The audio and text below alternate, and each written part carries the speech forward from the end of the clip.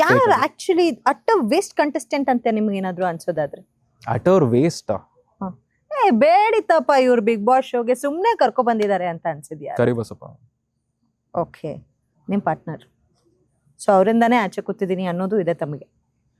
ಇಲ್ಲಾಂದ್ರೆ ಒಂದ್ 2 ವಾರ ಮುಗಿಸ್ಕೊಂಡ್ ಬರ್ತಿದ್ದೆ ಇಲ್ಲ.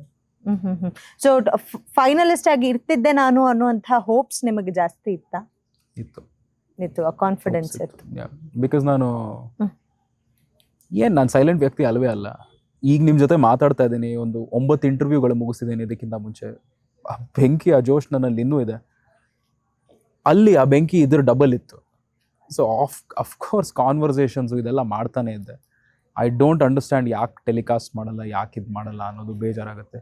ಟೆಲಿಕಾಸ್ಟ್ ಮಾಡದೆ ಹೆಂಗೆ ಇಷ್ಟು ಜನ ಟ್ವೀಟ್ ಮಾಡ್ತಾರೆ ನೀನು ಚೆನ್ನಾಗಿ ಆಡಿದೆ ಅಂತ? ನನ್ನ ನೋಡದೆ ಎಷ್ಟು ಜನ ಹೆಂಗೆ ಟ್ವೀಟ್ ಮಾಡಿಬಿಡ್ತಾರೆ ಹೇಳ್ರಪ್ಪ. So it just makes no sense ma'am. So big ಬಾಸ್ಗೆ ತಾವಿಲ್ದೇ ಇರೋದು ಲಾಸ್ ಇಲ್ಲ, ತಮಗೆ ಬಿಗ್ ಬಾಸ್ ಇಲ್ಲದೆ ಇರೋದು ಲಾಸ್ ಅನ್ನಿಸ್ತಿದೆಯಾ? ನನಗೆ ಜೆನ್ಯೂನ್ ಆಗಿ ಬಿಗ್ ಬಾಸ್ ಇಲ್ಲದೆ ಇರೋದು ಲಾಸು, ತುಂಬ ದೊಡ್ಡ ಲಾಸು ಅಂತ ನನಗೆ ಫಸ್ಟ್ ಫೀಲಿಂಗ್ ಇತ್ತು. ಬಟ್ ಈಗ ಬರ್ತಾ ಇರುವಂತಹ ಪ್ರೀತಿ, ಈಗ ಬರ್ತಾ ಇರುವಂತಹ ಮೆಸೇಜ್ಗಳು ನೋಡ್ತಾ ನಂಗೆ ಐ ಜೆನ್ಯೂನ್ಲಿ ಫೀಲ್ ಆ ಶೋನು ಒಬ್ಬ ಒಳ್ಳೆ ಅಭ್ಯರ್ಥಿನ ಕಳ್ಕೊಂತು ಅಂತ. ಮಾಡ್ಕೊಳ್ಳಿ ಅದೇ ಓವರ್ ಆ್ಯಕ್ಟಿಂಗು.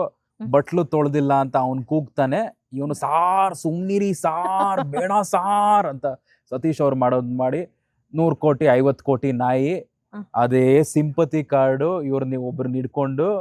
ಅಯ್ಯೋ, ರಿಯಾಲಿಟಿ ಶೋನ ಸೀರಿಯಲ್ ಮಾಡಬಾರ್ದು ಅನ್ಸುತ್ತೆ ಕೆಲವೊಂದ್ಸಲ.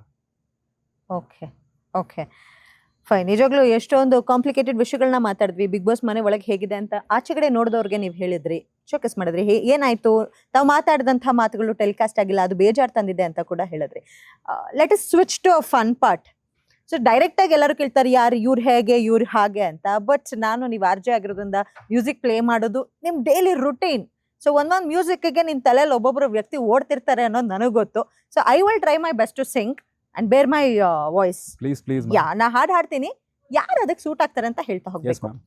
ಹುಡುಗಿರಂದ್ರೆ ಡೇಂಜರ್ ಅಪ್ಪೋ, ಹುಷಾರಾಗಿರಪ್ಪೋ. ಯಾರಿಗೆ ಹೇಳ್ತೀರಾ? ಅಶ್ವಿನಿ ಗೌಡ. ಓಕೆ. ಯಾಕಿಂಗ್ ಆಡ್ತೀಯೇ ನನ್ ಯಾಕಿಂಗ್ ಕಾಡ್ತೀಯೇ ತಗೋಬ್ಬಾ. ಸ್ಪಂದನ. ಸೊ ದ ಮೋಸ್ಟ್ ಕ್ಯೂಟೆಸ್ಟ್ ಅಂತನಾ? ಓಕೆ. ಹಾಗಾದ್ರೆ ಸ್ವಲ್ಪ ದಿನ ಇದ್ದಿದ್ರೆ ಹಾರ್ಟ್ ಸಿಂಬಲ್ ಎಲ್ಲ ಬರ್ತಿತ್ತು ಪ್ರೊಮೋದಲ್ಲಿ. ಬರ್ತಿತ್ತು ಪಕ್ಕ ಬರ್ತಿತ್ತು, ಆಗ್ಲೇ ಬಂದಿತ್ತು. ನಾನು ಹೇಳಿದ್ದೆ ಕೂಡ, ವ್ಯಕ್ತಪಡಿಸಿದ್ದೆ ಕೂಡ.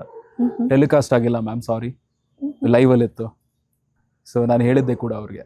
ಹೌದಾ? ಡೋಂಟ್ ವೆರಿ ಬೇಬಿ ಚಿನ್ನಮ್ಮ ಯಾರಿಗೆ ಹೇಳ್ತೀರಿ?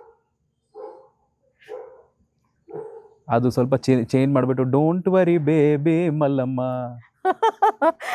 Okay, the next, if you come today it's too early, if you come tomorrow it's too late. ಯಾರಿಗೆ? ಜಾನ್ವಿಗೆ. ಬಿಡಬೇಡ ಬಿಡಬೇಡ ಬಿಡಬೇಡ ಬಿಡಬೇಡ ಬಿಡಬೇಡ ಅನ್ನೋದು ಯಾರಿಗೆ ಹೇಳ್ತೀರಾ? ಕಾವ್ಯ ಗಿಲ್ಲಿಗೆ. ಬಿಡಬೇಡ. ಯಾಕೆ ಬಿಡಬಾರ್ದು? ಅದು ಇಲ್ಲದೆ ವರ್ಕೌಟ್ ಆಗಲ್ವಲ್ಲ. ಓಕೆ, ಕಾವ್ಯ ಗಿಲ್ಲಿನ್ ಬಿಡಬೇಡ ಅಂತ. ಓಕೆ. ಬಾರೆ ಬಾರೆ ಬಾರೆ ಬಾರೆ ಬಜಾರಿ. ಯಾರು ಬಜಾರಿ? ಆಕ್ಚುಲಿ ನಿಜವಾದ ಬಜಾರಿ ಅಶ್ವಿನಿ ಗೌಡ ಅವ್ರೆ. ಟಾಪ್ ಅಲ್ಲಿ ಇರೋದು ಅವ್ರೆ. ಅದು ಬಿಟ್ಟು ಗೋಗೌರು ಅವರೇನಾ? ಇರ್ಬೋದು. ವೆರಿ ಸ್ಮಾರ್ಟ್, ಆಟ ಗೊತ್ತಿದೆ, ಹೋಗ್ಬೋದು. ಸೊ ಬಂದರು ಬಾವ ಬಂದರು. ಯಾರು? ಸತೀಶ್ ಕ್ಯಾಡಮಮ್ಸ್. ಓಕೆ. ಬಾವ ತುಂಬಾ ಜೋರಿದ್ದಾರೆ. ಗೊತ್ತು ಆಟ ಹೆಂಗ್ ಆಡೋದು, ಸುಮ್ನೆ ಡೌ ಮಾಡ್ಕೊಂಡು ಹೆಂಗ್ ಆಟ ಆಡ್ಬೋದು ಅಂತ ಗೊತ್ತು. ಸುಳ್ಳು ಹೇಳೋದ್ರಲ್ಲೂ ಕಾನ್ಫಿಡೆನ್ಸ್ ಬೇಕು. ಐ ಥಿಂಕ್ ತುಂಬಾ ಸಲ ಕಾನ್ಫಿಡೆಂಟ್ ಆಗಿ ಕಣ್ಣಲ್ಲಿ ಕಣ್ಣಿಟ್ಬಿಟ್ಟು ನೀವು ನಂಬಲ್ಲ, 100 ಕೋಟಿ ಮನೆ ಇದೆ ನಂದು, ಐ ಆಮ್ ನಾಟ್ ಕಿಡ್ಡಿಂಗ್, ಇಲ್ಲೇ ಪಕ್ಕದ ರೋಡಲ್ಲಿ 100 ಕೋಟಿ ಮನೆ ಇದೆ ಅಂದ್ಬಿಟ್ಟು ಸೈಲೆಂಟ್ ಆಗಿ ಕುತ್ಕೊಂಡಾಗ ಅದಕ್ಕೆ ಸ್ವಲ್ಪ ಧೈರ್ಯ ಬೇಕು. ಆ ಧೈರ್ಯ ಮೆಚ್ತೀನಿ ನಾನು ಕೆಲವೊಂದ್ಸಲ. ಸುಳ್ಳು ಹೇಳಕ್ಕೂ ಧೈರ್ಯ ಬೇಕು ಅಂತ. ಓಕೆ. ಟ್ರೋಲ್ ಆಗುತ್ತೆ, ಇದು ಟ್ರೋಲ್ ಆಗುತ್ತೆ. ಕರಿಬಸಪ್ಪ ಆಗ್ಬಿಡಿದೆ, ಟ್ರೋಲ್ ಆಗ್ಬಿಡಿದೆ. ಸೊ ಅವ್ರ ಜೊತೆ ಇದ್ದದಕ್ಕೆ ನಿಮ್ಗೂ ಅದು ಅಡ್ವಾಂಟೇಜ್ ಆಯ್ತಾ ಟ್ರೋಲು? ಇಲ್ಲ, ಕೆಲವೊಂದು ಜಾಗಗಳಲ್ಲಿ ನಾನು ಅವ್ರು ಕಾಲು ಎಳೆದಿದ್ದೀನಿ. ಕೆಲವೊಂದು ಜಾಗಗಳಲ್ಲಿ ಅವ್ರು ಏನೋ ಒಂದು ಹಾಡೋದು ಏನಾದ್ರು ಮಾಡಿದಾಗ ನಾನು ರಿಯಾಕ್ಷನ್ ಎಲ್ಲ ತೋರಿಸ್ಬಿಟ್ಟು ಅದು ಮಾಡಿದ್ದಾರೆ. ಅಪ್ಪ ಇವ್ನ ಕಷ್ಟ ಅರ್ಥ ಆಗುತ್ತೆ ನಮಗೆ ಅಂತ ಹೇಳ್ಬಿಟ್ಟು ಆ ಥರದ್ದು ಇದೆಲ್ಲ ಮಾಡಿದ್ದಾರೆ. ಕಷ್ಟ ಅರ್ಥ ಮಾಡ್ಕೊಡ್ರಲ್ಲ ಅಷ್ಟು ಸಾಕು ಅಂತ. So I think he is also someone who enjoys trolls. ಮಾಡ್ಲಿ, ಟ್ರೋಲ್ ಆಗಲಿ ಅಂತ ಮಾಡ್ತಿದ್ದಾರೆ. ಸೊ ಅವ್ರಿಗೆ ಅದೇ ಬೇಕಿತ್ತು ಅನ್ಸುತ್ತೆ. ಸೊ ವಾಟ್ ನೆಕ್ಸ್ಟ್ ಅಮಿತ್ ಅವರೇ?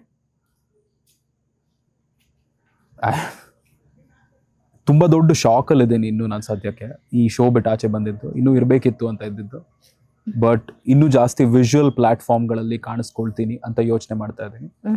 ರೇಡಿಯೋ ಅನ್ನೋದು ಬ್ಯಾಕಪ್, ಒಂದು ಕಂಫರ್ಟ್ ಝೋನು ಇರುತ್ತೆ, ಬಟ್ ಜಾಸ್ತಿ ಜಾಸ್ತಿ ವಿಜುವಲ್ ಆಗಿ ರೆಪ್ರೆಸೆಂಟ್ ಮಾಡೋಣ ಇನ್ಮೇಲಿಂದ ಅಂತ ಪ್ಲಾನ್ ಮಾಡ್ತಾ ಇದ್ದೀನಿ. ಸೊ ಮೋಸ್ಟ್ಲಿ ಟೆಲಿವಿಷನ್ ಅಥವಾ ಬೇರೆ ಸಿನಿಮಾ ಅಥವಾ ಯಾವುದೋ ಒಂದು ಸ್ಕ್ರೀನಲ್ಲಿ ಕಾಣಿಸ್ಕೊತೀನಿ ಮೋಸ್ಟ್ಲಿ. ಓಕೆ. ಸೊ ಈ ಬಿಗ್ ಬಾಸ್ ಮನೆಗೆ ಬರೋರು ಪಾಪ್ಯುಲರ್ ಆಗಬೇಕು ಅಂತ ಬರ್ತಾರೆ, ಜನ ಗುರುತಿಸ್ಬೇಕು ಅಂತ ಬರ್ತಾರೆ, ಜನ ಅಪ್ರಿಷಿಯೇಟ್ ಮಾಡಬೇಕು ಅಂತ ಬರ್ತಾರೆ. ಸೊ ನೀವು ಫಸ್ಟ್ ಕಂಟೆಸ್ಟೆಂಟ್, ಎಲಿಮಿನೇಟ್ ಆಗಿರುವಂತಹ ಕಂಟೆಸ್ಟೆಂಟ್ ಆದರೂ ತಮಗೆ ಬಂದಿರುವಂತಹ ಮೆಸೇಜ್ಗಳು, ಟೆಕ್ಸ್ಟ್ಗಳು, ತಮಗೆ ಬರ್ತಾ ಇರುವಂತಹ ಲೈಕ್ ಪ್ರಶಂಸೆಗಳು ಆಲ್ರೆಡಿ ಜನ ಗುರುತಿಸಿದ್ರಲ್ವಾ? ಗುರ್ತು ಹಿಡಿದಿದ್ದಾರೆ. ನಾನು ಎಷ್ಟೋ ಜನ ಫಸ್ಟ್ ವೀಕಲ್ಲೇ ಆಚೆ ಇಷ್ಟ ಆದ್ರಿ. ಫಸ್ಟ್ ವೀಕಲ್ಲೇ ಎಷ್ಟೋ ಜನ ಆಚೆ ಬಂದಿದ್ದಾರೆ. ಆ್ಯಂಡ್ ಐ ಡೋಂಟ್ ನೋ ಈ ಲೆವೆಲ್ ಪ್ರೀತಿ ಬಂತು ಯಾವ ಥರ ಏನೋ ಗೊತ್ತಿಲ್ಲ ನನಗೆ.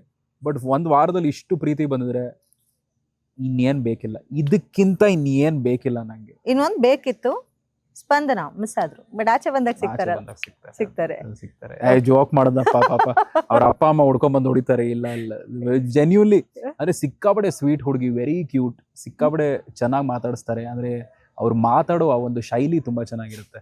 ಸೊ ಅದು ಒಂದು ಕಾರಣಕ್ಕೆ ತುಂಬಾ ಇಷ್ಟ ಅವರು, ಅಂದ್ರೆ ನನಗೆ ತುಂಬಾ ಇಷ್ಟ. ಬಟ್ ಸುಮ್ಮನೆ ಒಂದು ಕ್ರಶ್ ಅನ್ನೋದು ಎಲ್ರಿಗೂ ಆಗುತ್ತಲ್ಲ ಹುಡುಗರಿಗೆ, ನಾವೆಲ್ಲ ಏರಿಯಾ ಹುಡುಗರು, ಎಲ್ಲೋದ್ರೂ ಲೈಟಾಗಿ ಕ್ರಶ್ ಇದೆಲ್ಲ ಆಗುತ್ತೆ. ಲವ್ ಎಲ್ಲ ತುಂಬಾ ಹೆವಿ ಆದ್ದು ಕ್ರಶ್. ಸೊ ಕ್ರಶ್ ಆಗುವಂತ ಕಂಟೆಸ್ಟೆಂಟ್ ಅಂದ್ರೆ ಅವ್ರೊಬ್ರೇ ಅಂತೀರಾ? ಅವ್ರೊಬ್ರೇ ನನ್ನ ಅರ್ಥ ಮಾಡ್ಕೊಂಡ್ರು ಅವರು, ಅಷ್ಟು ಸಾಕು ನನಗೆ.